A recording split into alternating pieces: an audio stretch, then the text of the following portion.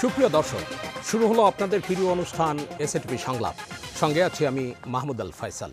আশা করি রমজানের এই বিদায় লগ্নে আপনারা সবাই ভালোই আছেন। আজকে আমাদের আলোচ্য বিষয় ঈদের পরের রাজনীতি। ঈদকে ঘিরে কেন্দ্র থেকে তৃণমূল সর্বত্রই কিন্তু রাজনৈতিক অঙ্গন এখন সরগরম। সম্ভাব্য এবং সেটি সকল দলের সম্ভাব্য প্রার্থীরা এরই মধ্যে মাঠ চষে বেড়াতে শুরু করেছেন।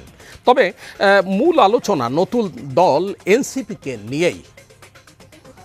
নোয়াখালীর হাতিয়া সহ কয়েকটি এলাকায় এনসিপির সম্ভাব্য প্রার্থীরা ওই সব এলাকায় নানাভাবে প্রতিরোধ কিংবা হামলার মুখে পড়েছেন। স্বাভাবিক কারণেই মনে হচ্ছে যে ঈদের পরে এই রাজনৈতিক পরিস্থিতি বিদ্যমান যে বাস্তবতা আছে তার আলোকে এবং আগামী নির্বাচনকে সামনে রেখে উত্তাপ ছড়াবে। এই পরিস্থিতিতে কি ভাবছেন আমাদের অতিথিরা, শুনবো তাদের কথা।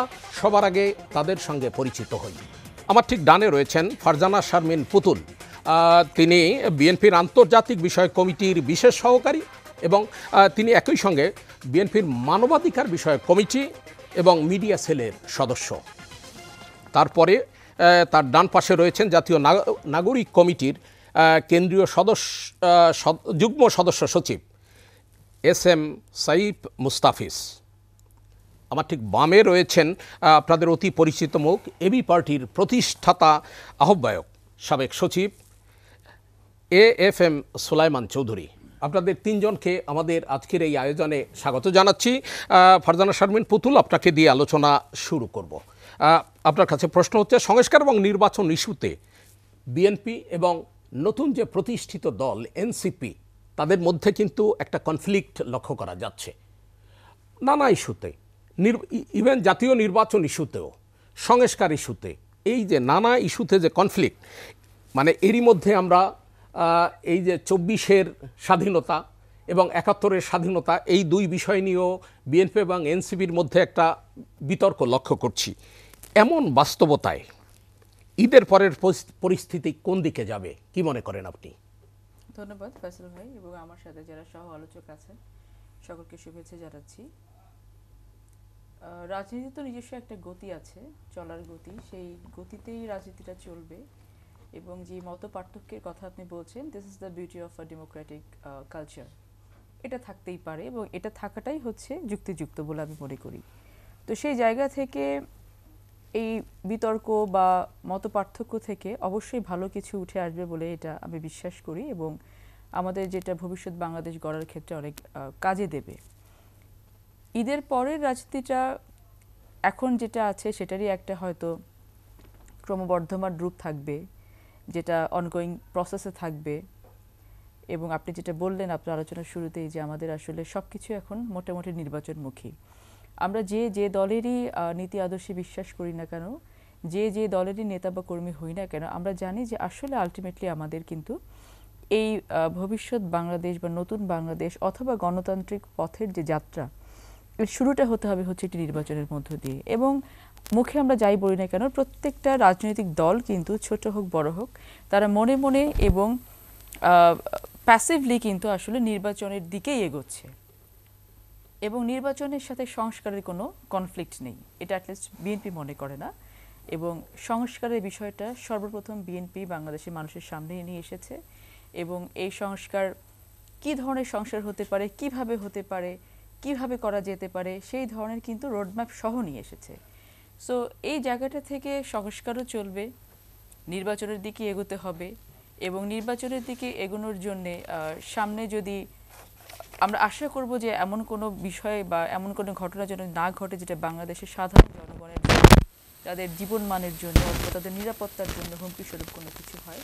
বিএনপি একটি অনেক বড় রাজনৈতিক দল এবং বিএনপির হাইকমান্ড থেকে শুরু করে তৃণমূল পর্যন্ত আমাদেরকে যে নির্দেশনা দেওয়া আছে যে আমরা আমাদের রাজনৈতিক যে পলিসি, এই পলিসি বাস্তবায়নের জন্য কোনো নাগরিকের যেন জানমালের নিরাপত্তা বিঘ্নিত না হয়, তাদের যেন কোনো ধরনের অসুবিধা না হয়।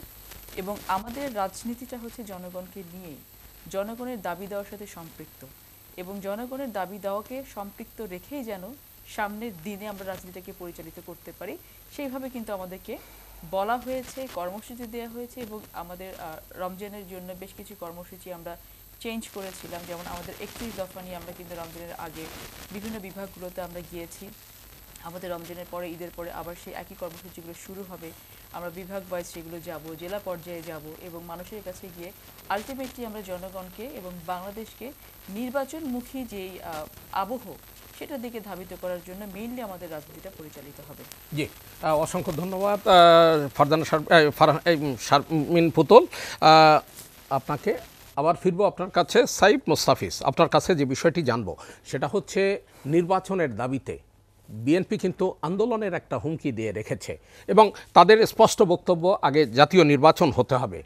প্রধান উপদেষ্টা দুদিন আগে জাতির উদ্দেশ্যে যে ভাষণ দিলেন সেখানে নির্বাচনের সুনির্দিষ্ট রোডম্যাপ না থাকায় তারা হতাশা প্রকাশ করেছেন।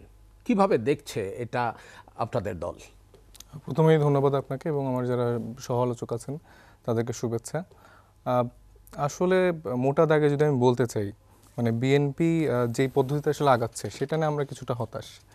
আমরা ওই পুরানো যে একটা আলাপ ছিল যে ঈদের পরে আন্দোলনে নামার যে ব্যাপারটা, ওই রকমই আসলে শোনাচ্ছে। আসলে তার ঈদের পরে নামলে মানুষ কতটা সম্পৃক্ত হবে সেটা একটা দেখার বিষয়, কারণ আসলেই কি তাদের সাথে ওই মানুষের সম্পৃক্ততাটা আছে কি না। কারণ আমরা যখন মাঠে যাচ্ছি আমরা কিন্তু শুধুমাত্র নির্বাচন কেন্দ্রিক যাচ্ছি না। আমরা আমাদের দলীয় ফোরামের মধ্যে যে আলাপটা হয়েছে যে আমরা যার যে এলাকা থেকে আমরা বিলং করি সেখানে আমরা মানুষের কাছে গিয়ে পৌঁছাবো, দোরগোড়ায় গিয়ে পৌঁছাবো। তাদের কি কি সমস্যা ফেস করছে, একজন আলু চাষি তার কি কি সমস্যা হচ্ছে, প্রান্তিক কৃষকরা কি কি সমস্যা ফেস করছে, সেগুলো আমরা লিস্ট ডাউন করছি। আমরা এরকম ফাঁকা বলি দিয়ে যেটা 7 জানুয়ারি ইনভ্যালিড হয়ে গেছে, যে এই দফার রাজনীতি, সেটা কিন্তু ইনভ্যালিড হয়ে গেছে সে 7 জানুয়ারিতেই। তো ওই সংস্কার যেটা অলরেডি গন সেটা নিয়ে আমরা কিন্তু এরকম দৌড়াচ্ছি না। যেটা এখন বাস্তবিক অর্থে সম্ভব সেটা নিয়ে আসলে আলোচনাটা হওয়া উচিত। এবং মানুষ যদি ওই সংস্কারের ওই আলাপগুলোকে আসলে এভাবে অ্যাকসেপ্ট করতো তাহলে কিন্তু আসলে আমাদের আমেরিকা বা অমুক দেশ তমুক দেশের উপর কিন্তু নির্ভর করতে হতো না ইলেকশনের আগের দিন পর্যন্ত। তারা যদি তাদের এই সংস্কারের রাজনীতিটাতে আসলেই মানুষের সাথে ওই কানেক্টেডটা ফিল করাতে পারতো, মানুষ কিন্তু নেমে যেত। মানুষ কিন্তু নামেনি, কারণ শুধুমাত্র ইলেকশন কেন্দ্রিক জায়গাটায় বাংলাদেশকে কেউ দেখতে চায় না। তারা চায় না যে পুরনো সিস্টেমটা আবার নতুন করে ফিরে আসুক, পুরনো জায়গাটায় আবার নতুন সেই মুখগুলো আবার নতুন করে ফিরে আসুক। পুরনো জায়গায় আবার তারা বলছে যে না না আমার নেতাকর্মীরা কিছু করবে না, করলেই তাদেরকে বহিষ্কার করে দেওয়া হবে। কিন্তু আমাদের এই তরুণ নেতারা তাদের প্রত্যেকটা এলাকায় যে বিএনপি বলেন, বিএনপির যেসব দলের জায়গাগুলো ছিল তারা কিন্তু সেখানে মারমুখী অবস্থায় যাচ্ছে। আপনি কিছুদিন আগে দেখবেন যে হান্নান মাসুদ, তাকে কিন্তু অ্যাটাক করা হয়েছে। নাসিরউদ্দিন পাটোয়ারি সাহেব, তাকে এলাকায় হুমকি ধামকি দেওয়া হচ্ছে। তো আমরা যেখানেই যেটাই যাচ্ছি না কেন, পুরানো যে রাজনৈতিক বন্দোবস্ত ছিল যে একটা পাওয়ার পলিটিক্সের জায়গা, সেটা তারাই আবার এস্টাবলিশ করছে। আবার দু একটা হয়তো লোক দেখানো জায়গায় তারা বহিষ্কার করছে, আবার 2 দিন পর আবার কিন্তু সেই বহিষ্কার দেশ উঠাই দিচ্ছে। তো আমরা এই ঈদের পরে রাজনীতিটা দেখতে চাই, সেটা হচ্ছে যে মানুষকে নিয়ে রাজনীতি। আমরা এই 7-8 দিন যে মানে মানুষের সাথে থাকবো, তারা কি কি প্রবলেম ফেস করছে, তারা কি কি সম্ভাবনার জায়গা বাংলাদেশে দেখতে চায় এবং আমরা তাদের কাছে কতটা কানেক্টেড ফিল করছি, ওই লিস্ট ডাউনটা করে আমরা একসাথে বসে আমাদের যে সাংগঠনিক জায়গায় কাজগুলো করা দরকার আমরা সেই জায়গা থেকে কাজ করতে চাই। জি, অসংখ্য ধন্যবাদ আপনাকে। জনাব সুলাইমান চৌধুরী, বিএনপি এবং এনসিপির যে কনফ্লিক্টটা, এই বিষয়ে মানে যেমন আমাদের পুতুল যে বিষয়টি বললেন যে এটা বিউটি অফ ডেমোক্রেসি, এই যে ভিন্নমত থাকা এবং পরস্পরের সঙ্গে আক্রমণ, পাল্টা আক্রমণ, বিউটি অফ ডেমোক্রেসি আমাদের সেটা হয়েছে সাইফ মোস্তাফিজ যে বিষয়টা বললেন যে হুমকি ধামকির বিষয় কিংবা আক্রমণের বিষয়। আপনি কি ঈদের পরে রাজনীতিতে সংঘাত সংঘর্ষের আশঙ্কা করছেন? আপনাকে অভিনন্দন জানাচ্ছি, আমার সহ সম্মানিত আলোচকবৃন্দকে শুভেচ্ছা জানাচ্ছি, দর্শক শ্রোতাকে পবিত্র রমজানের, পবিত্র লাইলাতুল কদরের এবং পবিত্র ঈদের শুভেচ্ছা জানিয়ে শুরু করছি। আপনি যেটা বললেন দ্বন্দ্ব, সংঘাত, কনফ্লিক্ট ব্যবহার করলেন, আমার মনে হয় না যে কনফ্লিক্ট আছে। হ্যাঁ, দ্বন্দ্ব আছে, মতদ্বৈততা আছে। মতদ্বৈততা যদি রাজনীতিতে না থাকে, রাজনীতি কিন্তু মরে যায়। মতদ্বৈততার সৃষ্টি হয় এভাবে যে আপনি এক সমাজে বসবাস করেন, আমি আরেক সমাজে বসবাস করি, আমার চিন্তা চেতনা একটু ভিন্ন, আপনার একটু ভিন্ন, তখনই মতদ্বৈততার সৃষ্টি হয় এবং আলাপ আলোচনার মাধ্যমে এই মতদ্বৈততা দূর হয়। আর তরুণ নেতা যেটি বলেছেন, রাজনৈতিক বন্দোবস্তের সঙ্গে সঙ্গে আগে থেকেই পাওয়ার পলিটিক্সের যে একটু ইঙ্গিত তিনি দিলেন, এটি কিন্তু আমাদের সমাজে আছে এবং এটি আছে দুষ্ট চক্র হিসেবে।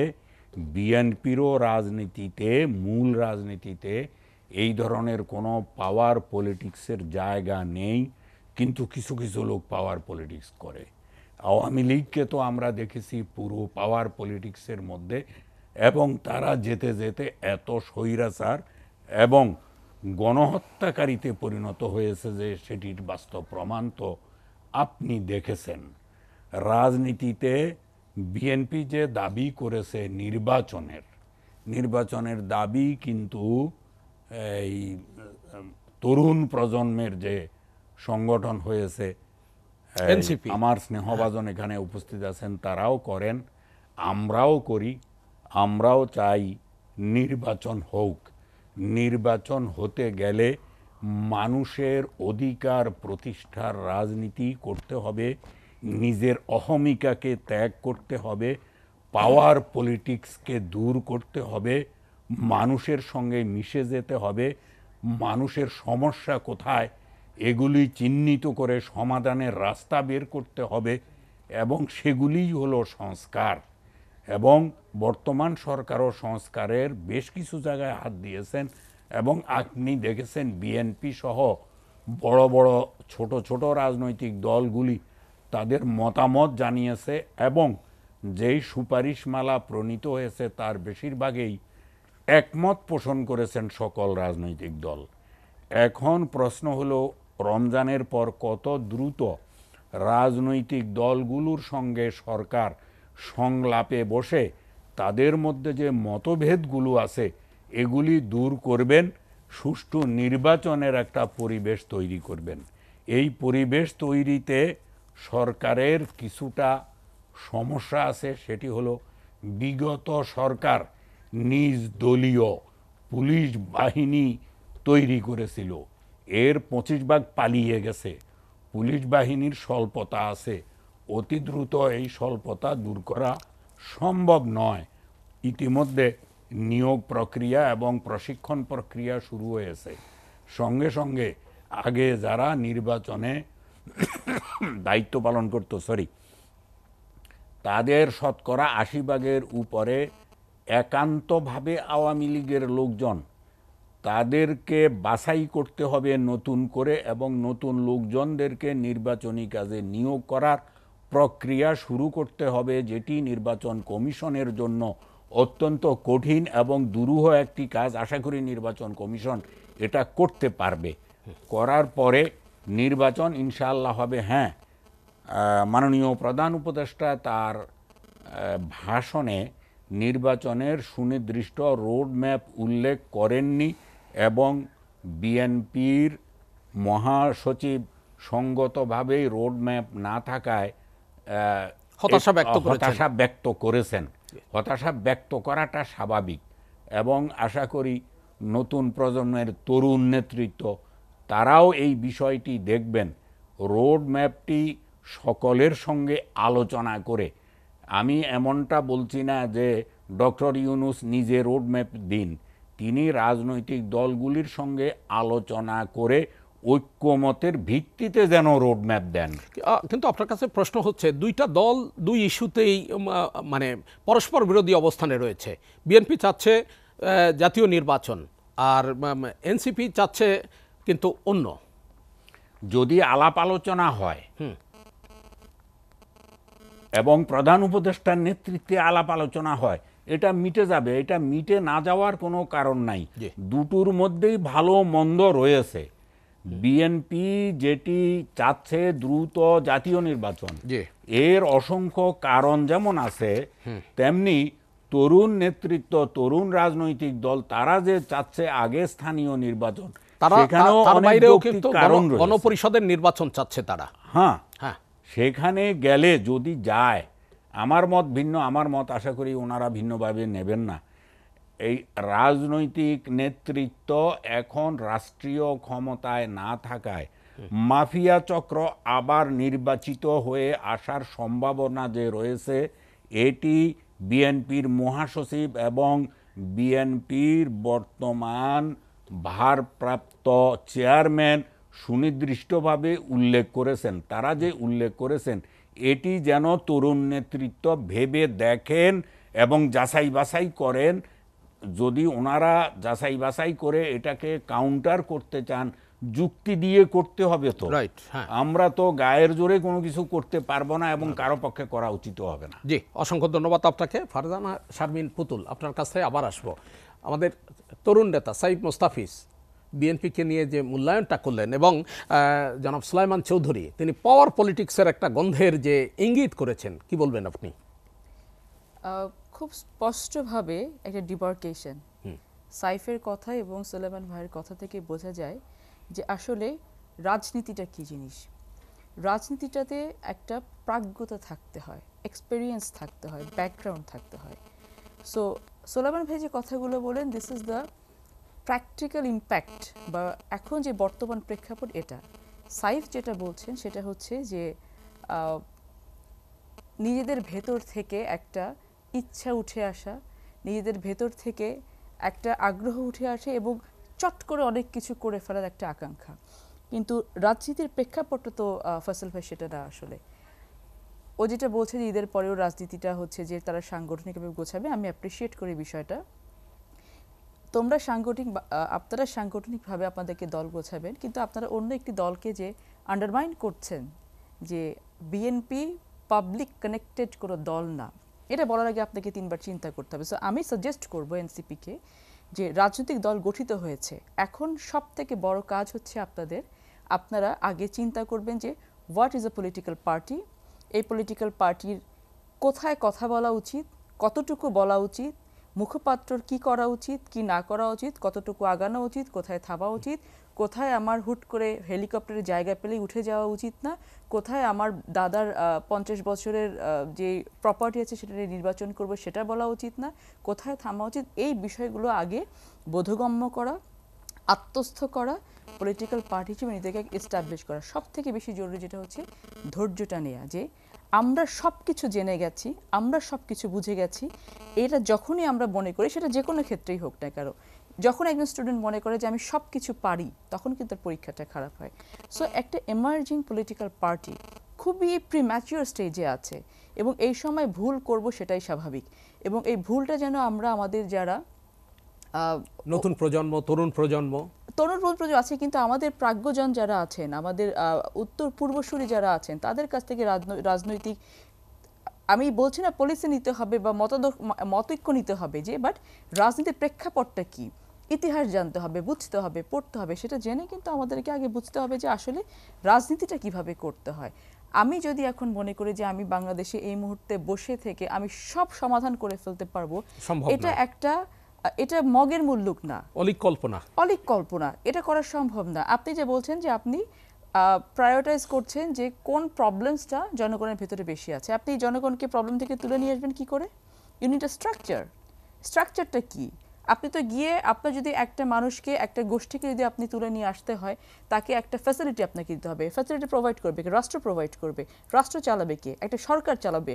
সেই সরকারের ম্যান্ডেট কতটুকু আছে, কতটুকু সে দিতে পারবে। এখন আপনি কোনো একটা কিছু পলিসি নিলেও কিন্তু যে কোনো রাজনৈতিক পার্লামেন্ট থেকে কিন্তু আপনাকে সেই পলিসিটার ম্যান্ডেট নিয়ে আসতে হবে, আলটিমেটলি রেটিফাই করে নিয়ে আসতে হবে। সো আপনি কতটুকু পর্যন্ত যেতে পারবেন, এই বিষয়গুলো জেনে নিয়ে আমাদের কথা বলতে আসলে বলা উচিত না। কিন্তু তারুণ্যের উচ্ছ্বাস বলে তো একটা বিষয় আছে। ডেফিনেটলি তারুণ্যের উচ্ছ্বাস, কিন্তু আমি আউট অফ দ্য বক্স গিয়ে কতটুকু চিন্তা করব সেটাও কিন্তু একটা বিষয়। এবং সব থেকে বড় বিষয়টা, তারুণ্যের উচ্ছ্বাসটা না থাকলে কিন্তু আজকে আমরা এই জুলাই গণ অভ্যুত্থানের মাধ্যমে বাংলাদেশটাকে পেতাম না, এটা যেমন সত্য, কিন্তু এটাও সেরকম সত্য যে আমি তারুণ্যের উচ্ছ্বাস নিয়ে বুলেটের সামনে দাঁড়িয়ে যেতে পারি, কিন্তু তারুণ্যের উচ্ছ্বাস নিয়ে কিন্তু রাষ্ট্র পরিচালনা করা যায় না। আপনাকে রাষ্ট্র পরিচালনা করতে হলে আপনার পলিসি থাকতে হবে, আপনার মেকানিজম থাকতে হবে, আপনার ওয়ার্কফোর্স থাকতে হবে, আপনার পাবলিক কানেক্টিভিটি থাকতে হবে, এবং আপনাকে সেই যোগ্যতা থাকতে হবে যে আপনি একটি সরকার পরিচালনা করতে পারবেন। এবং রাষ্ট্র পরিচালনা করা কিন্তু চারটিখানি কথা না। সো আমরা যারা নতুন, আমিও বলবো না যে আমি অনেক বড় রাজনীতিবিদ, বাট আমি গত 10-12 বছর ধরে রাজনীতির মাঠে হেঁটে যতটুকু শিখেছি যে একটা না, কিন্তু আপনি একটা রাজনৈতিক পরিবারের সদস্য, আপনার বাবা ফজলুর রহমান পটল বাংলাদেশের মানে অবভিয়াসলি, কিন্তু আমি রাজনীতির সাথে এরকম করে জড়িত ছিলাম না। এবং আপনি শুনলে অবাক হবেন যে আমার লাইফের গোল অনেক কিছু থাকলেও এটা ছিল যে আমি কখনো রাজনীতি করব না, বাট সময়ের পরিক্রমে আমাকে আসতে হয়েছে এবং আমি এখন মনে করছি যে বোধহয় এই জায়গাটা আমার জন্যই ছিল। কিন্তু আমি যে জিনিসটা বলতে চাচ্ছি যে আমার ভেতরে সব থেকে আগে যে জিনিসটা জন্ম নেয় যে আমার কোন জিনিসটা করা উচিত, কোন জিনিসটা করা উচিত না। মানুষের ক্ষেত্রে কানেক্টিভিটি তখনই হবে যখন আমি মানুষের পালসটা বুঝতে পারবো। মানুষের পালস বোঝার জন্য আমাকে মানুষের কাছে যেতে হবে। তাহলে এনসিপি সবে মাত্র একটি রাজনৈতিক দল হিসেবে এমার্জ করেছে। আমি কিন্তু এখন তাদেরকে স্টুডেন্ট হিসেবে ধরতে পারবো না, যেহেতু রাজনৈতিক দলের প্রেক্ষাপটে চলে এসেছেন তারা, তাদেরকে কিন্তু ওভাবেই আমাকে তাদেরকে ওই মাপকাঠিতে আমাকে মাপতে হবে। সেই জায়গা থেকে আপনার পাবলিক পারসেপশন কি, আপনি পাবলিক আপনাকে কতটুকু অ্যাকসেপ্ট করছে, আপনি পাবলিকের কাছে কি কতটুকু ভরসা দিতে পারছেন, এটা পাবলিকের কাছে গেলে বুঝতে পারবেন। এবং সেই জায়গা থেকে আপনাকে যে জিনিসটা নিয়ে আসতে হবে যে আপনি আলটিমেটলি তাকে আকাশ কুসুম অলিক কোনো কিছু স্বপ্ন কিভাবে দিচ্ছেন, আপনি তাকে এটা বাস্তবায়ন কিভাবে করবেন। আপনি একটি কাঠামো ছাড়া তো করতে পারবেন না। বন্দোবস্ত আপনি যাই বলেন না কেন, আপনি বন্দোবস্ত উপরে ফেলে দিতে পারবেন না। নতুন বন্দোবস্ত আপনাকে পুরাতন বন্দোবস্তের উপরে তৈরি করে কিন্তু আগাতে হবে। আপনি সংস্কার করেন না কেন, প্রত্যেকটা সংস্কার আমরা চাই। আমরা জানি যে রাষ্ট্রের প্রত্যেকটা প্রতিষ্ঠানকে ভেঙে ফেলা হয়েছে।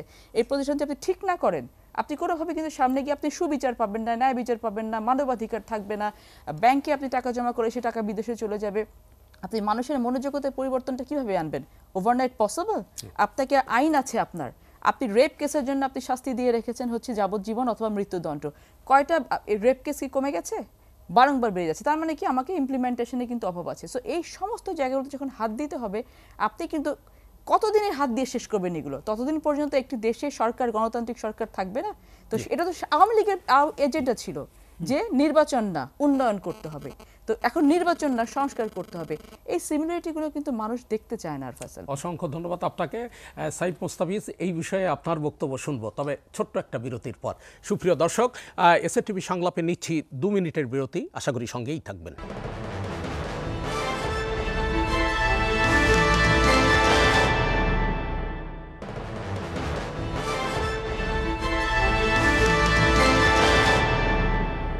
বিরতির পর ফিরে এলাম এসএটিভি সংলাপে। সঙ্গে থাকবার জন্য অসংখ্য ধন্যবাদ। দর্শক, বিরতির আগে আমরা ফারজানা শারমিন পুতুলের বক্তব্য শুনছিলাম।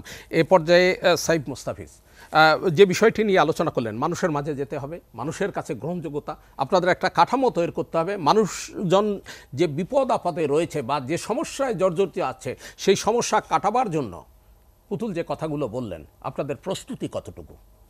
আচ্ছা, প্রস্তুতি আগে একটু আমি কয়েকটা পয়েন্ট অ্যাড করে নিই।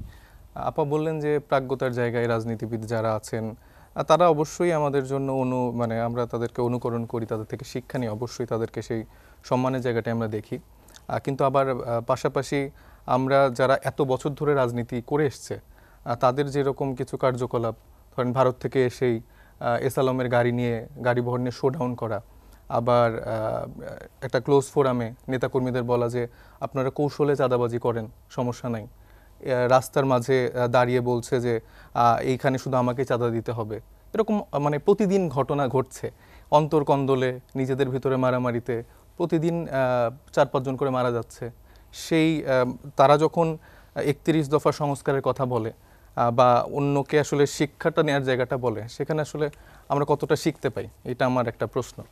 আমরা যখন আমাদের এই বর্ষিয়ান যারা রাজনীতিবিদ, তাদের যে বয়ান, তাদের যে শব্দচয়ন, সেটা তিনি দেখে তো আমরা তখন যেটা শিক্ষা পাই, তার কিছু আমরা কাউন্টার অ্যাটাক বা তার পরিপ্রেক্ষিতে কোনো বক্তব্য আমাদের দিতে হয়।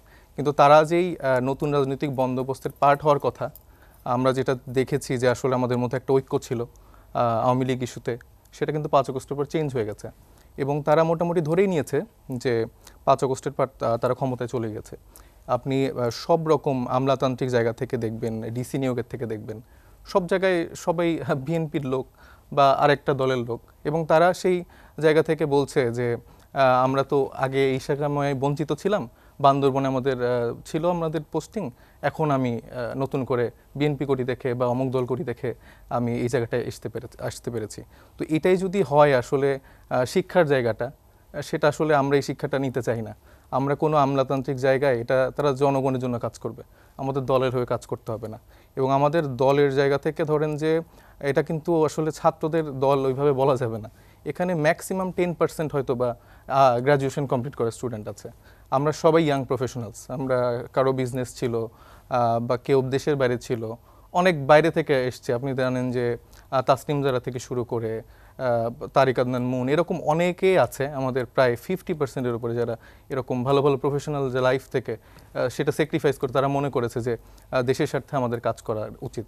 এবং পলিসিগত দিক থেকে সব জায়গা থেকে আপা যে যে বিষয়ই বললো সবগুলোতেই আমরা অবগত এবং আমরা সেই জায়গা থেকে কাজও করছি। বাংলাদেশকে নতুন করে কিভাবে আসলে বিশ্বের মাঝে তৈরি করা যায় বা কোন দিকে আগানো যায় সেটা আমার মনে হয় যে আমরা খুব একটা কম বোঝার জায়গাটা আমাদের নেই। সেই মেধা বলেন, সেই প্রজ্ঞা বলেন, সেটাই তরুণদের মধ্যে আছে।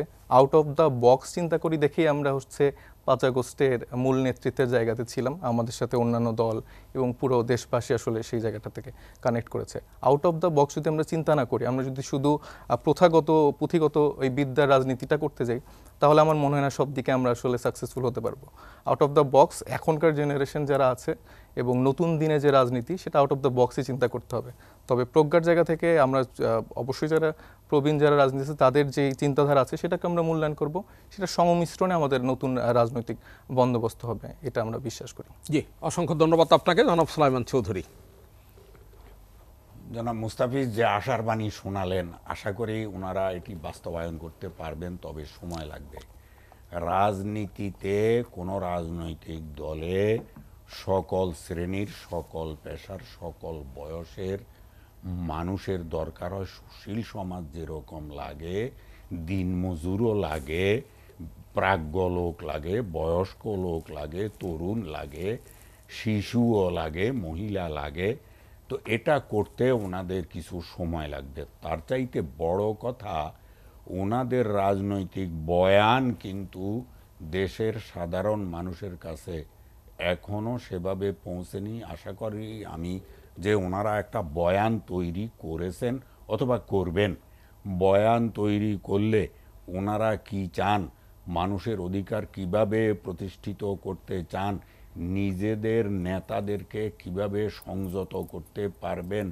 তিনি যে বিএনপির কিছু নেতার চাঁদাবাজির এবং বিভিন্ন জায়গায় সংঘর্ষের কথা বললেন, এটি কিন্তু একেবারেই সত্য কথা। এবং পাশাপাশি বিএনপির নেতৃত্ব তাদের বিরুদ্ধে যে ব্যবস্থাও নিয়েছে, সব ব্যবস্থা হয়তো নিতে পারেনি, ব্যবস্থা নিয়েছে, কিন্তু উল্লেখযোগ্য সংখ্যকের বিরুদ্ধেই ব্যবস্থা নিয়েছে। এই ব্যবস্থা যেন বিএনপির অব্যাহত থাকে এবং তারা যেন আরো সজাগ থাকেন। আর যারাই রাজনীতি করেন তারা যেন মানুষের অধিকারের জন্য রাজনীতি করেন, নিজের জন্য না। ধন্যবাদ। জি, অসংখ্য ধন্যবাদ আপনাকে। পুতুল, আপনি আবার সাইদ মোস্তাফিজ যে বিষয়ের উপর আলোকপাত করলেন, ইটস রিয়েলি অ্যাপ্রিসিয়েবল যে ওরা এই বিষয়গুলোকে টার্গেট করছেন ওনারা এবং সেই জায়গাগুলোতে কাজ করছেন। আমরা সবাই সেটাই চাই। কারণ হয় কি, একটি দেশে যখন একনায়কতন্ত্র ক্রিয়েট হয় লিটারেলি, তখন দেশের কি অবস্থা সেটা তো আমরা দেখেছি। So BNP being a largest political party, আমরা সব সময় চাই যে ভিন্ন মতটা থাকুক, যেটা আমাদের শহীদ রাষ্ট্রপতি জিয়া রহমান কিন্তু তিনি তখন থেকে করে এসছেন। বহুদলীয় গণতন্ত্র যেটা উনি পুনঃপ্রতিষ্ঠা করেছিলেন বাংলাদেশের মাটিতে। সো ওদের ভয়েসটা খুব দরকার। কোন ভয়েসটা দরকার? যেটা খুব প্রোডাক্টিভ কোনো কিছু নিয়ে আসবে। শুধু তর্কের খাতিরে তর্ক করে কিন্তু দেশের কোনো উন্নতি আমরা করব না। আমরা বসে টকশোতে ঘন্টার পর ঘন্টা তর্ক করতে পারি, কথা বলতে পারি, আর্গুমেন্ট করতে পারি। সেখান থেকে যদি আসলে আলটিমেটলি ভালো কিছু বেরিয়ে আসে, এবং আমি আমি আমি খুব আশাবাদী, একটা সময় ছিলাম, এখনও আশাবাদী আছি যে এই যে ফোর্সটা এনসিপি ও যাদের কথা বললো, যে প্রত্যেকটা সেক্টর থেকে ওনারা কিন্তু বিভিন্ন ধরনের মানুষকে নিয়ে এসে এই দলটা গঠন করছেন। ওরা ভবিষ্যতে প্রাজ্ঞজনদেরকে নিয়ে, যেটা সুলাইমান ভাই বললেন যে সবাইকে লাগে একটা দলের ভেতরে, কারণ আপনার দলে শাসন করতে হয়, দলে আদর করতে হয়, দলে বকা দিতে হয়, দলে অনেক কিছুই করতে হয়। তো সেই জায়গাগুলোতে তো সমবয়সী দেওয়া হয় না। সো এই জায়গাগুলো ওনারা কাজ করছেন, আমি খুবই এটিকে অ্যাপ্রিসিয়েট করছি।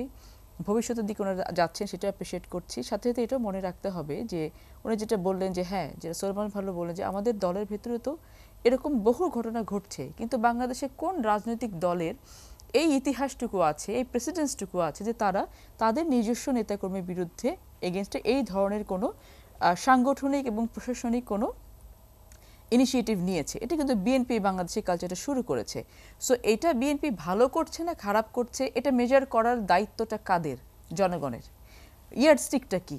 নির্বাচন। আপনি তো আমি এখান থেকে আমি ভালো চিল্লাচ্ছি, আপনি বলছেন আমি খারাপ ধরে নিলাম, কিন্তু আপনার আমার ভয়েস তো আলটিমেট ভয়েস না, সিদ্ধান্ত সেটা না। আপনার সিদ্ধান্ত আপনাকে জনগণ দেবে। সো জনগণকে সেই অধিকারটুকু ফিরিয়ে দেওয়া হোক যেটা গত 15-16 বছরে জনগণের কাছ থেকে কেড়ে নেওয়া হয়েছে। এবং আমরা কিন্তু সেটার জন্যই বলছি যে আমাদের এই নির্বাচনটা হওয়ার জন্য, এটা তো আমাদের কোনো ব্যক্তিগত বা দলীয় চাওয়া না, এটা দেশের এই মুহূর্তের সব থেকে বড় চাওয়া। এবং নির্বাচন হওয়ার জন্য যেই প্রতিষ্ঠানগুলোর যেই ধরনের সংস্কার বলেন, মেরামত বলেন, রিফারবিশমেন্ট বলেন প্রয়োজন, সেগুলো আপনারা করে নিয়ে কিন্তু আসতে হবে। আদারওয়াইজ কিন্তু যদি নির্বাচন কমিশন যদি নিজেকে মনে না করে যে আমি পারবো, যদি সেখানে একটা নির্বাচন তো শুধু নির্বাচন কমিশন করে না, তার প্রশাসন লাগবে। প্রশাসন যদি বলে যে মনে করে যে না আমি এটাকে সাপোর্ট করতে পারবো না, সেই নির্বাচন কি গ্রহণযোগ্য নির্বাচন হবে? না। সো এখন বর্তমান সরকারের কাছে আমরা সেটাই দাবি রেখেছি বারবার করে যে আপনাদের নির্বাচনটা দেওয়ার জন্য, কারণ যত কিছুই আপনারা করেন না কেন, আপনারা প্রেসিডেন্সিয়াল অর্ডিন্যান্স দিয়ে যদি আপনারা কোনো পলিসি নিয়ে আসেন, কোনো আইন করেন, যাই করেন না কেন, আলটিমেটলি আপনাদেরকে রাটিফাই করতে হবে পার্লামেন্টের মাধ্যমে। সো যে কোনো পার্লামেন্টের কিন্তু ক্ষমতা থাকে এগুলোকে হয় বাদ দিয়ে দেয় অথবা গ্রহণ করা। তো তখন গিয়ে কিন্তু আপনি দেখেন বাংলাদেশে ইনভেস্টমেন্ট বন্ধ হয়ে আছে। আমরা তো ফরেন অ্যাফেয়ার্স কমিটিতে কাজ করি, তো বিভিন্ন এম্বাসিতে বসি, ফরেনার্সদের সাথে বসি, কথা বলি, বিজনেস ডেলিগেটদের সাথে বসি, তারা কিন্তু এখন ইনভেস্ট করতে চায় না। কেন চাইবে? কারণ তারা স্টেবিলিটি চায় বাংলাদেশে। তাদের কথা হচ্ছে যে আমি এই গভর্নমেন্টের সময় ইনভেস্ট করছি, পলিটিক্যাল গভর্নমেন্ট এসে সেটাকে আমাদেরকে বাতিল করে দেয়, দেওয়ার তার ইখতিয়ার আছে। সো এই বাস্তবিক জিনিসগুলোকে আমাদেরকে বুঝতে হবে। এবং আমি জানি যে ওনারা যেহেতু শুরু করেছেন খুব সুন্দরভাবে, আমি আশা করব, আমরা শুধু আশা না, আমরা তাদেরকে সাপোর্ট করতে চাই। এই কারণে সাপোর্ট করতে চাই যেন বাংলাদেশে আর কখনো কোনো ফ্যাসিজম ক্রিয়েট না হয়। এবং 31 দফা কিন্তু শুধু বুলিয়া ওড়ানো না। 31 দফা হয়তো ওনারা পড়েননি, 31 দফা যদি পড়েন তারা বুঝবেন যে ওনাদের মনের কথাগুলোই হয়তো এখানে বলা হয়েছে। না হলে এটা হতো না যে সংস্কার কমিশনগুলো গঠন হয়েছে, বর্তমান সরকার গঠন করেছেন। আমি নিজেও একটা সংস্কার কমিশনের মেম্বার হিসেবে, দুদক সংস্কার কমিশনের মেম্বার হিসেবে আমি কাজ করেছি। যে পরিশ্রমটা আমরা করেছি যে একটা নতুন কিছু তুলে নিয়ে আসার জন্য, নতুন বাংলাদেশ গড়ার জন্য কোথায় আমাদের ঘাটতিগুলো ছিল, কেন দুদক দাঁড়াতে পারেনি। সো এই যে সংস্কার কমিশনগুলো যে প্রস্তাবনাগুলো দিয়েছেন, আপনি ভেরিফাই করে দেখেন, মোরলেস দেখবেন যে 31 দফার সাথে মোরলেস সিমিলার হয়ে যায়। যেটা সোলাইমান ভাই বললেন যে অনেকাংশে কিন্তু একমত হয়েছে সবাই। তাহলে কি এগুলো জনগণের পালস বুঝে নিয়ে করা। বিএনপি তো একদিনের রাজনীতিতে আসে নাই, 15 দিনের রাজনীতিতে আসে নাই। সো অতীতে ভুল ভ্রান্তি সব দলেরই ছিল, আমাদেরও ছিল। ভবিষ্যতে আমরা কি করতে চাচ্ছি, this is the vital point right now. So এটা ভালো হবে না খারাপ হবে, জনগণ কার কাছে থাকবে না থাকবে সেটা আমি আপনি টকশোতে বসে তো কথা বলতে পারবো না। এটা আমাকে জনগণের কাছে মাঠে গিয়ে জনগণকে দায়িত্ব ছেড়ে দিতে হবে। তোমরা তোমাদের প্রতিনিধি নির্বাচন করো, যাকে নির্বাচিত করবে তারা যেন পার্লামেন্টে গিয়ে বসে যেন আমাদের দেশটাকে এগিয়ে নিয়ে যেতে পারে, সেই জায়গাটাকে আমাদের তৈরি করতে হবে। অসংখ্য ধন্যবাদ। আমাদের এই আলোচনা চলবে, ফিরে এসে সাইফ মুস্তাফিজ আপনাকে শুনবো। সুপ্রিয় দর্শক, এসএটিভি সংলাপে নিচ্ছি দ্বিতীয় বিরতি, এবং এটিও যথারীতি 2 মিনিটের। আশা করি সঙ্গেই থাকবেন।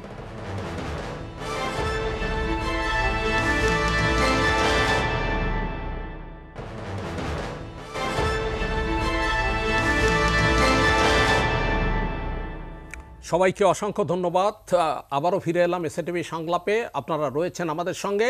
আমরা আলোচনা করছি ঈদের পরের রাজনীতি নিয়ে। আমরা বিরতির আগে ফারজানা শারমিন পুতুলের বক্তব্য শুনছিলাম। সাইফ মুস্তাফিজ, এই বিষয়ের উপর আপনি কি বলবেন?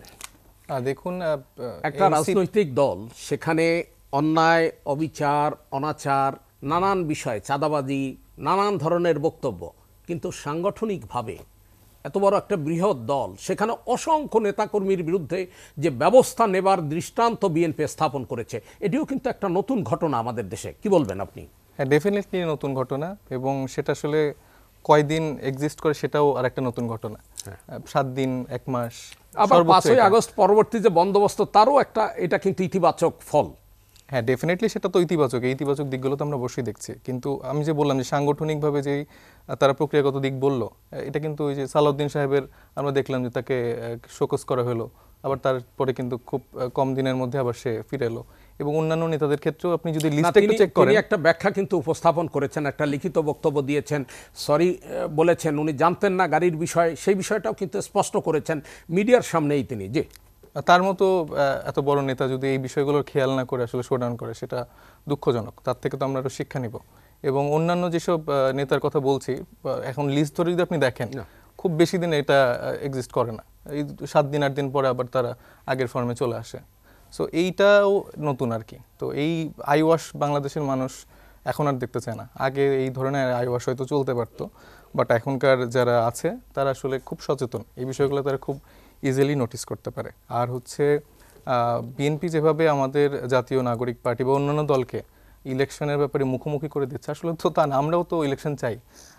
আলটিমেটলি একটা গণতান্ত্রিক চর্চার ক্ষেত্রে সব থেকে মানে লাস্ট যেই হোপের জায়গাটা, সেটা তো ইলেকশন। কিন্তু আমরা যেটা বলছি যে আসলে গত 17 বছর ধরে আমাদের যেভাবে নিষ্পেষিত করা হয়েছে এবং এই ইলেকশনগুলোতে যেভাবে দুর্নীতি করে, রাতের ভোট করে, যেভাবে তারা আসলে কোনো রকম মানে প্রতিষ্ঠানগুলোকে ধ্বংস করে দিয়েছে, হ্যাঁ, প্রতিষ্ঠানগুলো ধ্বংস করে দিয়েছে, এবং সেই জায়গা থেকে কিন্তু তারা খুব বেশি চেঞ্জ আনেনি। তাদের সংস্কারের জায়গা বলেন বা ওই জায়গা কিন্তু কখনো ছিলই না। তো যখন আমরা নতুন প্রজন্মরা বা যারা এখন সম্মিলিত হয়ে সবাই প্রবীণ যারা আছেন এবং আপামর দেশের মানুষ, তারা জাস্ট চাচ্ছে বেসিক কিছু পরিবর্তন, বেসিক কিছু সংস্কার। এমন না যে সব সংস্কার একবারে চাচ্ছে। নির্বাচন কমিশন সংস্কার, পুলিশ কমিশন সংস্কার, এই বিষয়গুলো তো খুবই গুরুত্বপূর্ণ।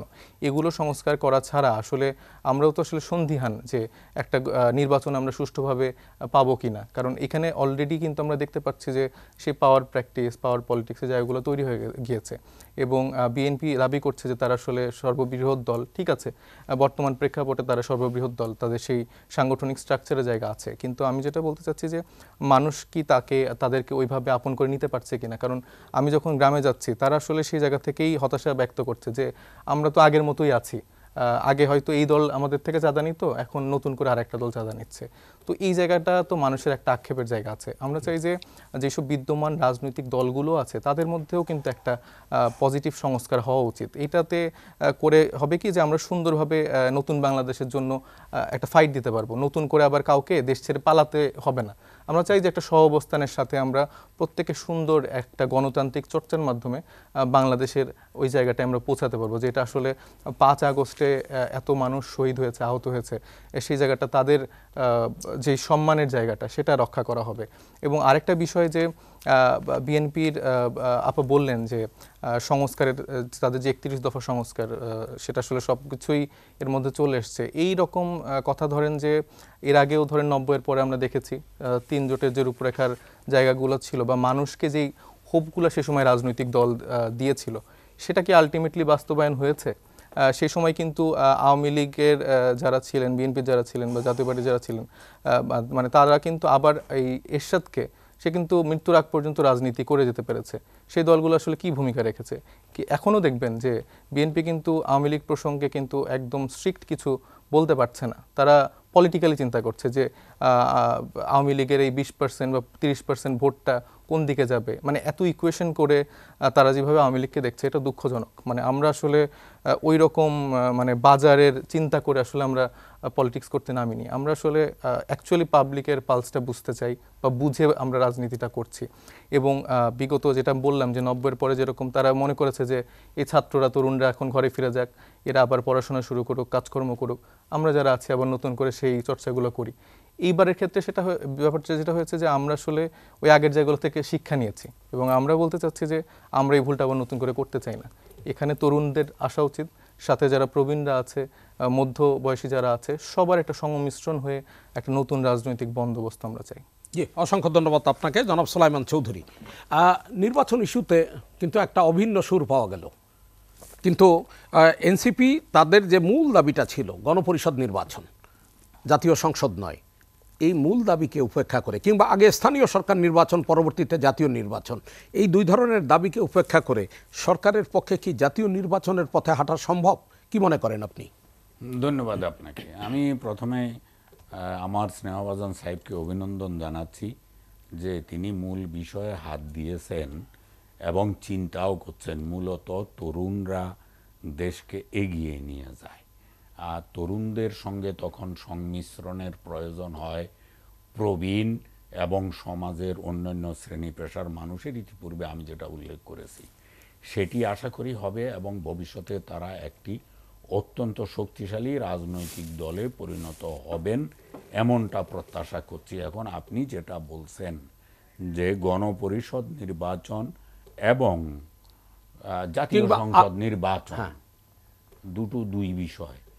গণপরিষদ নির্বাচন হওয়ার অর্থ হলো যে সংসদ নির্বাচন হবে না, গণপরিষদ নির্বাচন হবে এবং গণপরিষদের কাজ হবে কেবলমাত্র সংবিধান নতুন করে প্রণয়ন অথবা সংবিধানকে আমাদের একটা সংবিধান উপহার দেয়া।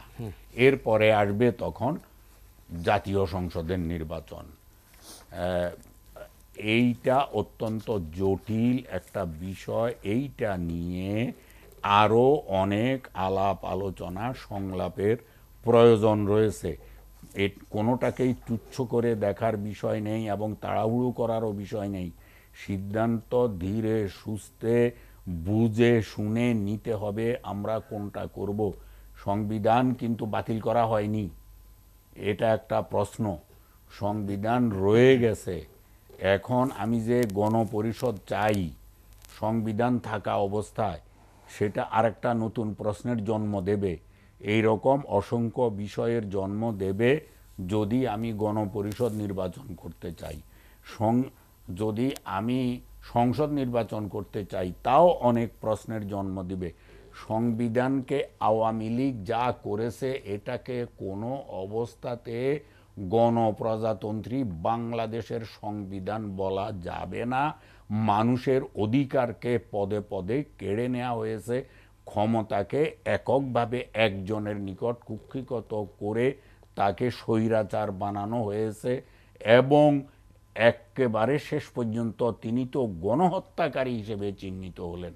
হ্যাঁ, আওয়ামী লীগের রাজনীতি নিয়ে বিএনপি যা ভাবছে, বিএনপির সঙ্গে ব্যক্তিগতভাবে বিএনপির ভাবনার সঙ্গে আমার সামান্য দ্বিমত আছে। আমি মনে করি যে আওয়ামী লীগের নেতাদের বিরুদ্ধে গণহত্যার বিচার হচ্ছে এবং আওয়ামী লীগ নেতৃত্ব গণহত্যা করেছে এটারও বিচার হচ্ছে। এইটা বিচার হওয়ার সঙ্গে সঙ্গে এখনই এই গণহত্যার বিচারের আইনকে সংশোধন করে এমন ব্যবস্থা করতে হবে, যদি প্রমাণিত হয় যে আওয়ামী লীগ গণহত্যা করেছে, গণহত্যাকারী হিসেবে দোষী, তাহলে তাদেরকে চিরতরে বাংলাদেশ থেকে নির্বাসিত করার একটা ব্যবস্থা করতে হবে, অর্থাৎ তাদের নিষিদ্ধ করে দিতে হবে। এইটা একটা, এখানে কোনো রাগ ঢাক নাই। যদি গণহত্যাকারী হিসেবে তারা চিহ্নিত হয় তাহলে বাংলার মাটিতে রাজনীতি করার কোনো অধিকার যেন তাদের না থাকে। আর যদি না হয়, তারা চিহ্নিত না হয়, তাহলে সাধারণ মানুষ হিসেবে তো তাদের রাজনীতি করার অধিকার থাকবে। আপনি কেড়ে নেবেন কিভাবে, নেওয়া উচিত নয়, ভাবনার বিষয়। খুব ধীরে সুস্থে চিন্তা করে সিদ্ধান্ত নিতে হবে। আন্তর্জাতিক অপরাধ ট্রাইব্যুনাল আইনের যে সংশোধন করা হয়েছে, এর আগে কিন্তু আদালত নিষিদ্ধ করবার একটা এখতিয়ার ছিল, কিন্তু সেই ধারাটা বিলোপ করা হয়েছে। কারেক্ট। এই বিষয়টাকে আপনি কিভাবে তুলে দেখেন? আমি তো বললাম যে এই ধারাটা পুনঃপ্রবর্তন করতে হবে, করে রাজনৈতিক দলকে, যে রাজনৈতিক দল এত বড় গণহত্যা চালায় তারা আবার রাজনীতি করবে, তাদেরকে নিষিদ্ধ করার বিধানটা আবার যুক্ত করতে হবে। অসংখ্য ধন্যবাদ। এই ইস্যুতেই সাইদ মুস্তাফিজ, আপনি কি বলবেন? জি, ডেফিনেটলি আমরা এই ইস্যুতে একদমই একমত। আওয়ামী লীগের আসলে কোনো রাজনীতি করার কোনো সুযোগই নেই। এই দল যারা সমর্থন করে এবং এই 17 বছর ধরে যারা এই ফ্যাসিজমকে আসলে চর্চা করতে সুযোগ দিয়েছে, তাদেরকেও আসলে কাউন্সিলিংয়ের মানে মেন্টালি কাউন্সিলিং করা উচিত। এবং এই দলকে কোনোভাবে যারা এইভাবে গণহত্যা চালিয়েছে এবং এই 17 বছর ধরে গুম খুনের একটা ভয়ঙ্কর একটা চিত্র বাংলাদেশকে দেখিয়েছে, তাদের কোনো রকম রাজনীতি করার সুযোগ বাংলাদেশ। অসংখ্য ধন্যবাদ। ফারজানা শারমিন পুতুল, এটার দুজনের কথারই বটম লাইন হচ্ছে একটি বিচারিক প্রক্রিয়ার মধ্য দিয়ে তাদেরকে নিষিদ্ধ করতে হবে। এবং এটার সাথে বিএনপি কোনোদিন দ্বিমত পোষণ করে না। বিএনপি সবসময় বলছে যে বিচারিক একটা প্রক্রিয়ার মধ্য দিয়ে একটি দলের যেই পরিণতি হওয়া দরকার সেই পরিণত হবে, সে যেই দোষে দোষী তাকে সেই দোষের শাস্তি ভোগ করতে হবে। এটা বিএনপির পক্ষ থেকে একেবারে ক্লিয়ার মেসেজ দেওয়া আছে।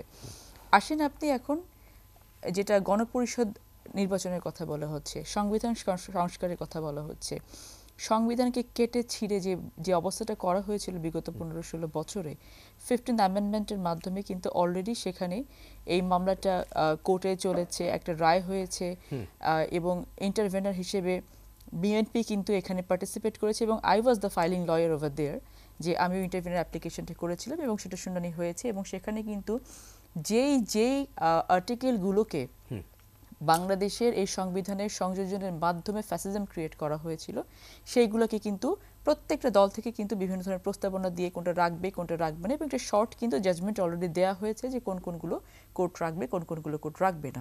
সো সংবিধান কিন্তু আপনার এটা বিভিন্ন সময় পরিমার্জন করার ক্ষমতা পার্লামেন্টের থাকে, সংশোধন করার ক্ষমতা পার্লামেন্টের থাকে এবং সেটা করাটাই বাঞ্ছনীয় একটি গণতান্ত্রিক রাষ্ট্রের জন্য। তো সেই জায়গাটা তো ওপেন থাকছে সব সময়ের জন্য এবং যেই ব্যবস্থাপনার মাধ্যমে এটা করা দরকার সেই ব্যবস্থাপনায় তো বাংলাদেশে এখন অ্যাবসেন্ট।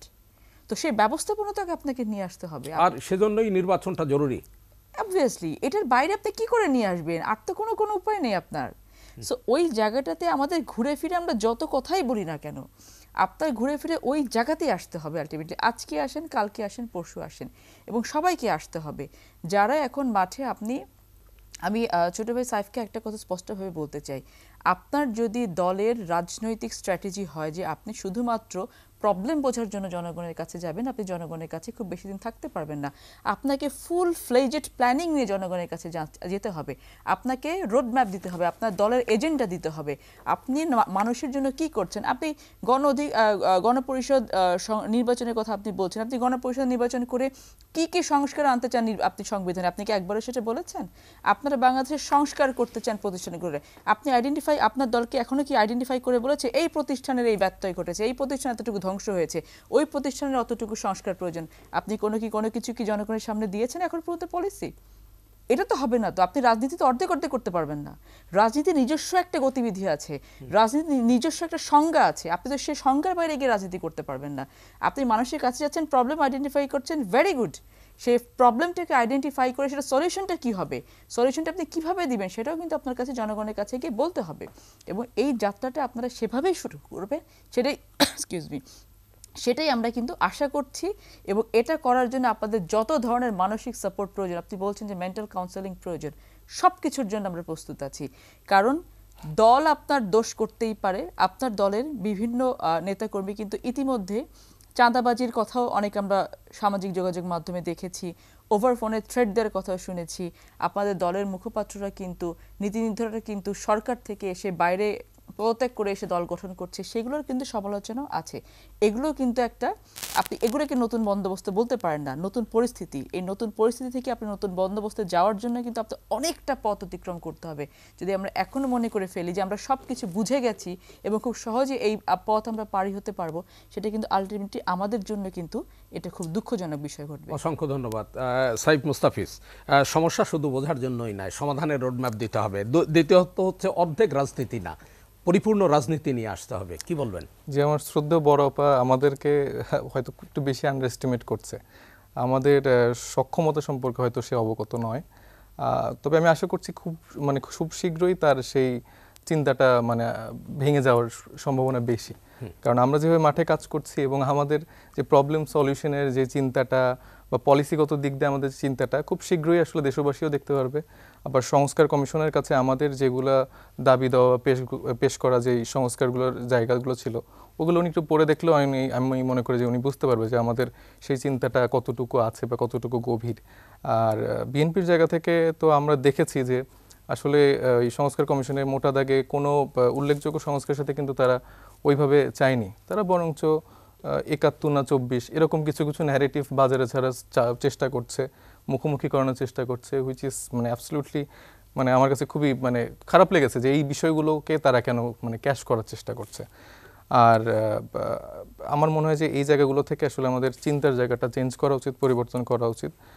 নতুনদের ক্ষেত্রে তাদের যে এরকম চিন্তা সেটা অ্যাবসলিউটলি রং এবং গণপরিষদ নির্বাচন যে জায়গাটা আছে ওটা আমাদের অবশ্যই চিন্তা করা উচিত। কারণ এই যে আমাদের সংবিধান ছিল সেটা আসলে এই সংবিধানের উপর ভর করেই কিন্তু এটাকে আমরা বলতে চাই যে একটা মুজিবীয় সংবিধান। এবং সাম্য মানবাধিকার যেই 4টা মূলধারার ভিত্তিতে আসলে আমাদের এই সংবিধানটি রচিত হয়েছে, সেই জায়গায় কিন্তু আমরা দেখিনি সেটা প্রতিষ্ঠিত হয়েছে। বরঞ্চ শেখ মুজিব উনি কিন্তু একটা ফ্যাসিবাদ প্রথম কায়েম করেছে এবং বাকশাল কায়েমের মাধ্যমে বাংলাদেশের মানুষ দেখতে পেয়েছে আসলে প্রথম ফ্যাসিস্টকে, এবং তারই ধারাবাহিকতায় কিন্তু এই সংবিধানকেই কিন্তু অন্যান্য দলগুলো ব্যবহার করার সুযোগ পেয়েছে। আর সেই সুযোগে ধরেন যে আমাদের ক্ষেত্রে বলছে আমরা কিংস পার্টি বা ক্ষমতায় থেকে দল গঠন করা, which is absolutely wrong. Nahid Islam সে পদত্যাগ করে, মানে এই পর্যন্ত এরকম কোনো উদাহরণ আছে কিনা আমি জানি না, আমার যদি জানার অজ্ঞতা থাকে আপনারা একটু কারেকশন করে দিবেন। আমি জানি না যে বাংলাদেশে এখন পর্যন্ত কোনো এরকম পজিশন থেকে কেউ পদত্যাগ করে জনতার কাতারে নেমে এসছে। বরঞ্চ আমরা দেখেছি যে ক্ষমতায় থেকে অনেকে দল গঠন করেছে, তাদের ওই কনসেপচুয়াল জায়গা থেকে হয়তো বা তারা সবাইকে চিন্তা করে। তো আমি বলবো ওই চিন্তা থেকে বের হয়ে এসে আপনার যারা সহকর্মী বা সহযোদ্ধা আছে তাদের একটু সম্মান করাটা আমার মনে হয় যে এখন উচিত। অসংখ্য ধন্যবাদ আপনাকে। জনাব সুলাইমান চৌধুরী, এই তরুণ দুই বক্তার বক্তব্যের আলোকে আপনি কি বলবেন? তরুণ দুই বক্তা এত সুন্দরভাবে বিষয়গুলো ব্যাখ্যা করেছেন, আমি তো অত্যন্ত খুশি। দেখুন, একটু সময় তো ওনাদের লাগবে, ওনাদের রাজনৈতিক বয়ানটি বোধহয় নেরেটিভটা এখনও বোধহয় প্রস্তুত হয়নি অথবা হওয়ার পথে আছে। তখন আমরা বুঝতে পারবো যে ওনারা আসলে কি চান আলটিমেটলি। না, ওনারা সংস্কার কমিশনের কাছে, জাতীয় ঐক্যমত্যের কমিশনের কাছে একটা প্রস্তাবনা উপস্থাপন করেছেন। সেটা হলো সংস্কার কমিশনের কাছে প্রস্তাবনা, দলের নেরেটিভের কথা আমি বলছি। আর আমার অত্যন্ত স্নেহভাজন আমার পটল ভাই যে বলেছেন আর কি, 15th অ্যামেন্ডমেন্ট কেসে যে জাজমেন্ট হয়েছে, এটি একটি মাইলস্টোন বাংলাদেশের জন্য, বিশাল অর্জন আমাদের জন্য, যে এই রায়ের মাধ্যমে বাংলাদেশের মানুষ অনেক অনেক অনেক অধিকার সুনিশ্চিত করেছে, ফিরে পেয়েছে। এটা বিশাল বিষয়। তারপরেও কিন্তু সংবিধান সংশোধন করার অসংখ্য জায়গা যে রয়েছে, সেটা হয়তো জাতীয় নির্বাচনের আগে যখন বিভিন্ন রাজনৈতিক দল তাদের ম্যানিফেস্টো দিবেন, বিএনপিও দেবে, তখন এটা আমাদের কাছে পরিষ্কার হয়ে যাবে যে বিএনপি আসলে কি চায়, অন্য রাজনৈতিক দল কি চায়, বা ওনারা কি চান। ওনারা যে চাচ্ছেন এখন, ওনারা চাওয়াটা একেবারে অযৌক্তিক নয়। আমি আগেও বলেছি, এটা নিয়ে রাজনৈতিক দলগুলোর মধ্যে আলাপ আলোচনা হওয়া দরকার এবং একটা সমঝোতায় আসা দরকার। আমরা কোনটা চাই এটা নিয়ে আর সময় লম্বা করা যাবে না। আমরা কোনটা চাই, আমরা আগে কি গণপরিষদ নির্বাচন চাই নাকি জাতীয় সংসদ নির্বাচন চাই? জি, মূলত যেহেতু সংবিধান আছে, এটা আমার ব্যক্তিগত মত, জাতীয় সংসদ নির্বাচন হলেই আমরা আগেভাবে দাবি উত্থাপন করে যেই দল ক্ষমতায় আসুক তাদেরকে আমরা তাদের কাছ থেকে ম্যান্ডেট আদায় করে নেব যে আমাদের চাহিদা মতো, জনগণ কি কি চায় সেই চাহিদা মতো এই সংবিধানকে সংশোধন করতে হবে। এটাও একটা ব্যবস্থা হতে পারে। অনেক ব্যবস্থা রয়েছে, ঝগড়াঝাটি করা লাগবে না। আসলে টেবিলে বসলে আলোচনার পথ শুরু হলেই এগুলি পরিষ্কার হয়ে যাবে, কোনো বাধা নাই। আমাদের এই আলোচনায়ও কোনো বাধা নেই। আমরা আর একটা বিরতির পর এসে আবার আপনাদের তিনজনকেই শুনবো। সুপ্রিয় দর্শক, এসএটিভি সংলাপে নিচ্ছি শেষ বিরতি এবং এটি যথারীতি 3 মিনিটের। আশা করি সঙ্গেই থাকবেন।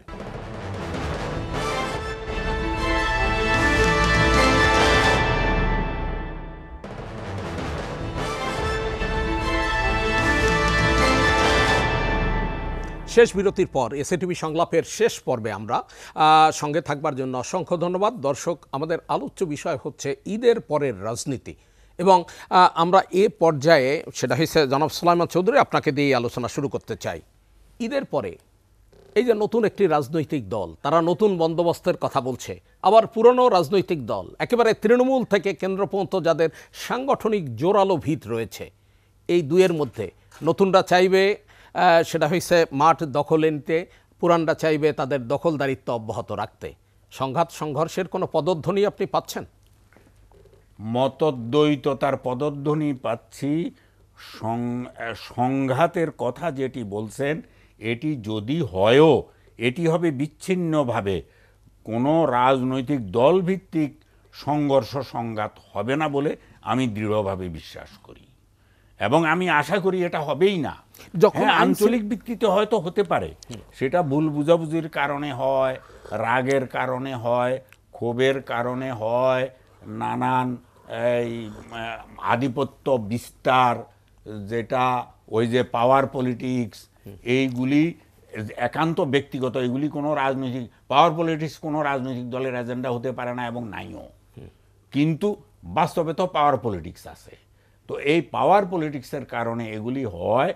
হ্যাঁ, প্রশাসন যদি সক্রিয় থাকে কিন্তু বর্তমান প্রেক্ষাপটে প্রশাসন তো নিষ্ক্রিয়, বিশেষ করে পুলিশ প্রশাসন। তাদের এখনো কার্যত মাঠে দাপিয়ে বেড়ানোর কিংবা আইন শৃঙ্খলা পরিস্থিতি স্বাভাবিক রাখবার ক্ষেত্রে তাদের কার্যকর ভূমিকা লক্ষ্য করছে না মানুষ। এই বাস্তবতায় কি হবে? আমি যে সাধারণ মানুষ যে পুলিশের কার্যক্রম লক্ষ্য করছে না, তার ইঙ্গিত আমি আলোচনার সূচনাতে একটু দিয়েছেন দিয়েছি। আপনি। শতকরা 25% পুলিশ পালিয়ে গেছে। এখন পুলিশের ব্যবস্থাপনাটা হলো এরকম, তারা জাতীয় অত্যন্ত গুরুত্বপূর্ণ সেন্সিটিভ স্থাপনাগুলি পাহারা দেওয়ার জন্য নির্দিষ্ট সংখ্যক পুলিশ নিয়োজিত থাকে। ওখান থেকে বিরত থাকার এবং কোনো কম রাখার কোনো সুযোগ নাই। এরপরে তাদের এই ট্রাফিক ডিউটি আছে, তাদের ভিআইপি ডিউটি আছে, থানার ডিউটি আছে, তাদের নিজস্ব স্থাপনার ডিউটি আছে, নিজেদের অস্ত্রাগারের ডিউটি আছে। এই সব কিছু শেষ করে ওই 25% না থাকার কারণে সাধারণ মানুষের সেবা দেওয়ায় পুলিশ হিমশিম খাচ্ছে। আসলেও এখানে একটি ত্রুটি রয়ে গেছে, সেটি অলরেডি রিক্রুটমেন্ট হয়ে গেছে, প্রশিক্ষণ চলছে। প্রশিক্ষণ আশা করা যায় 1-1.5 মাসের মধ্যে একটা দলের প্রথম যারা রিক্রুটেড হয়েছেন তাদেরটা শেষ হবে, পর্যায়ক্রমে তারা বেরিয়ে আসবে। আশা করা যায় আগামী 6 মাসের মধ্যে পুলিশের এই সমস্যাটি থাকবে না, এটি দূর হয়ে যাবে। আর পুলিশের নিজস্ব যে সমস্যাগুলো চিন্তা এবং চেতনাগত, সেখানে তাদের যথেষ্ট এই মাইন্ডসেট চেঞ্জ করার উদ্যোগ স্বরাষ্ট্র মন্ত্রণালয়কে নিতে হবে। নিয়ে তাদের মাইন্ডসেট চেঞ্জ করা, তারা নিজেদেরকে প্রভু বলে মনে করে।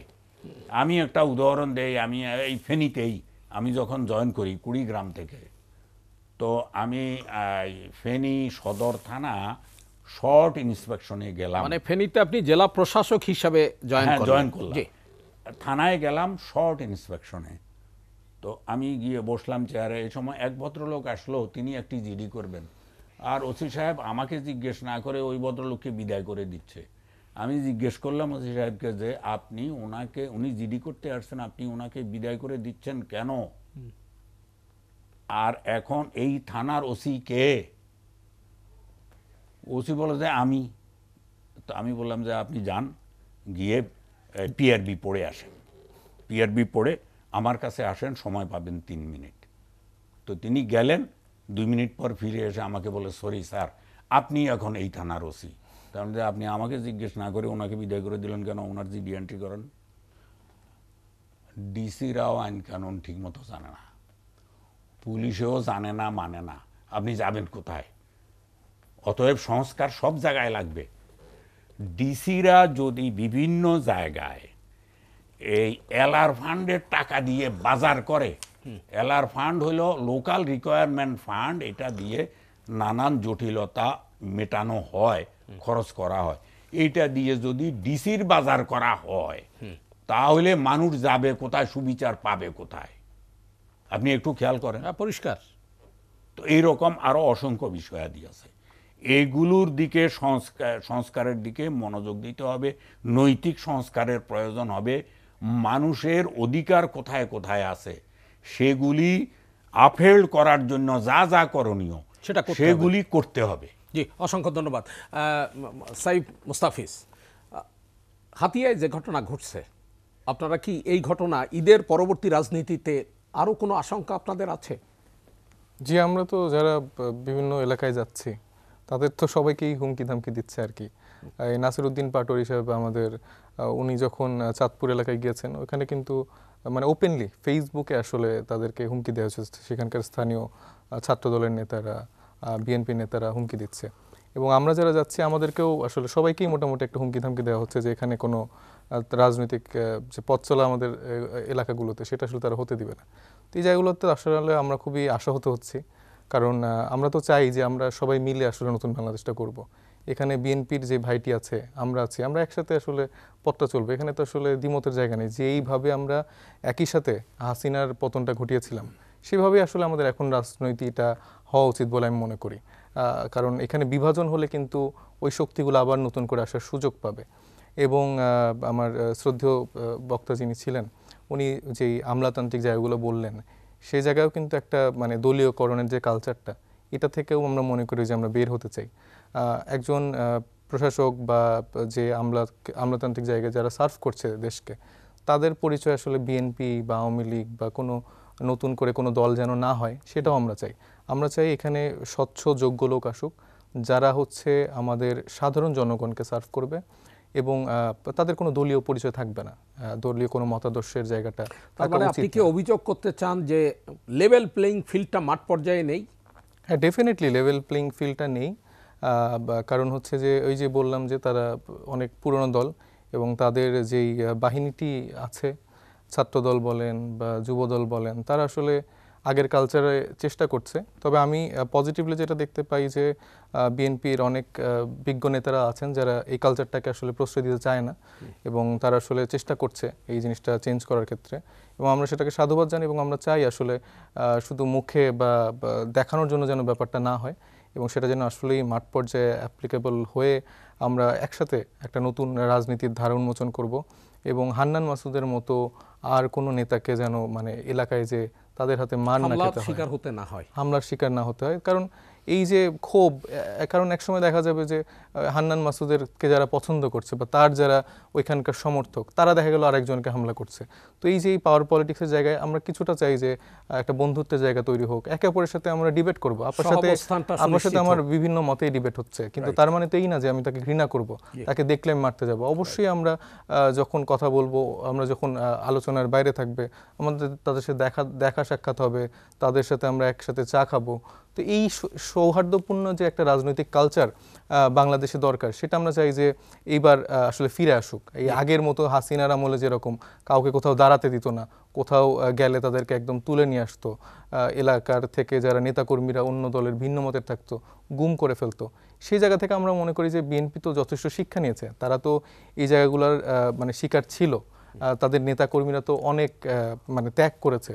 তো সেই জায়গায় যারা সিনিয়র নেতারা আছেন, আমার মনে হয় যে তাদের এই ত্যাগের মূল্যায়নটা করা উচিত এবং নতুন করে আবার কেউ এরকম ফ্যাসিস্ট যেন না হয়ে উঠতে পারে, এবং আমরা সবাই মিলে যেন নতুন করে একটা পলিটিক্যাল একটা কালচার তৈরি করতে পারি, সেটা আমি চাইবো যে যেন। অসংখ্য ধন্যবাদ সাইফ মুস্তাফিজ। ফারজানা শারমিন পুতুল, নতুনদের তো স্থান দিতে হবে এবং এই ক্ষেত্রে পুরনো যারা, তাদেরও তো দায়িত্ব অনেক। সহাবস্থানের যে বিষয়টির কথা বললেন, আপনারা কতটা আন্তরিক?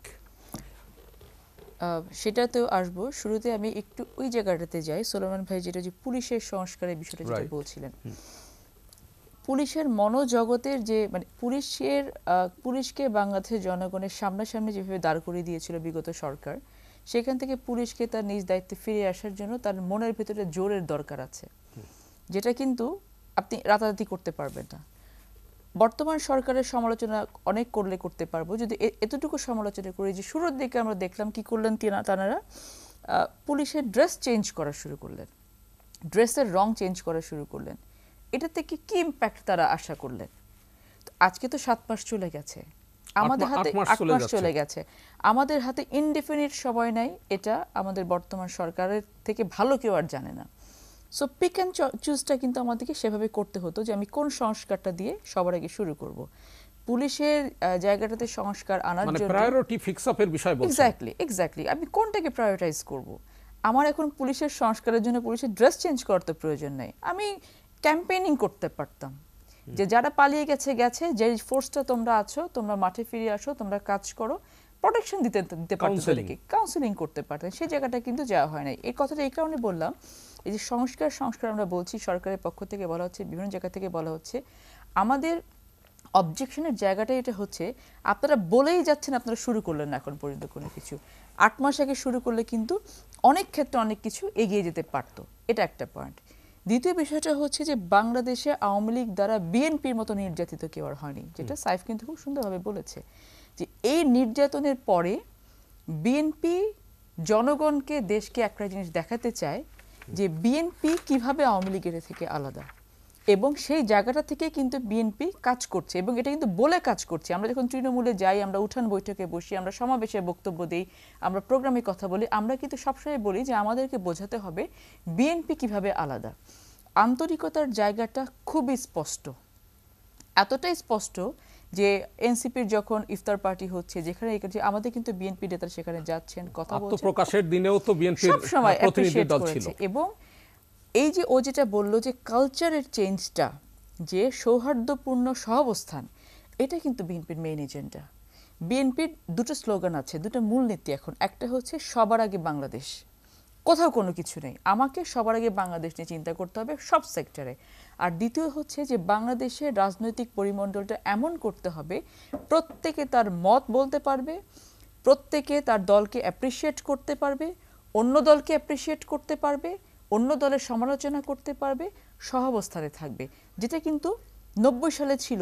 আমার বাবা একজন রাজনীতিবিদ ছিলেন, মন্ত্রী ছিলেন, আমরা দেখেছি যে পার্লামেন্টে তুমুল বিতর্ক, কিন্তু যখন পার্লামেন্ট থেকে বেরিয়েছেন তিনারা, তখন দেখেছি ঘাড়ে ঘাড়ে হাত দিয়ে কিন্তু তারা বেরিয়েছেন।